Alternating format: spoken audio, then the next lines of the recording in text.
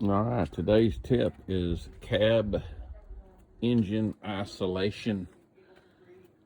I have got some of this double-sided aluminum stuff. I painted it black so it looks better, but foam in the metal, aluminum. And I got me a shield here between the cab and the engine, and that helps. Isolation, that's where it's all at. Isolate that heat.